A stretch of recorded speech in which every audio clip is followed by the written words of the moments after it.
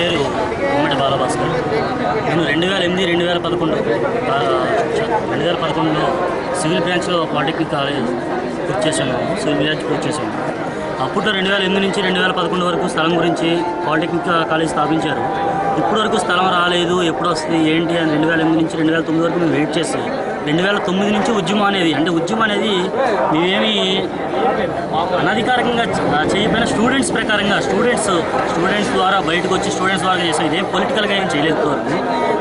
ఇప్పుడు 2008 తర్వాత 3 బ్రాంచ్లు బయటకు వచ్చాయి. 4వ బ్రాంచ్ కూడా బయటకు వస్తుంది. 4వ బ్రాంచ్ కూడా ఇది కాలేజీ మేము 360 మంది స్టూడెంట్స్ని మీరు రచ్చబండ చేసాం. రచ్చబండ కార్యక్రమం అప్పుడు వెళ్ళాము. ఇప్పటివరకు ఏమీ లేదు అనుకున్నాం.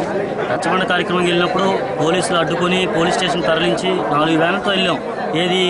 లెటర్ ఇద్దామని. లెటర్ ఇచ్చినప్పుడు కూడా వాళ్ళు ఏదో లెటర్ ఇస్తాకెళ్తే మేము ఏదో ఉద్యమం చేస్తాము, ఇక్కడ ఏదో రాళ్ళు రప్పలు ఇస్తామని మమ్మల్ని తీసుకెళ్లి పోలీస్ స్టేషన్లో 365 మందిని పోలీస్ స్టేషన్లో కూర్చోబెట్టి అసలు వాళ్ళు ఎలా ఇబ్బంది పెట్టారంటే అలా ఇబ్బంది పెట్టారు. తర్వాత మా బ్యాచ్ వెళ్ళిపోయింది. మా బ్యాచ్ వెళ్ళిపోయాక వేరే బ్యాచ్ వచ్చింది.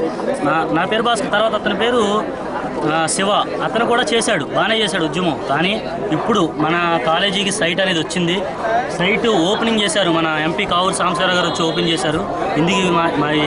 ఇందుకు సపోర్ట్ చేసిన జట్టు గురునాథరావు గారికి మరియు మిగతా కావూరు సాంబశివరావు గారేంటి, అచ్చు శ్రీనివాసరావు గారేంటి, మన మీడియా సోదరులేంటి, మీడియా వారు ప్రత్యేకంగా కృతజ్ఞత చెప్పాలి.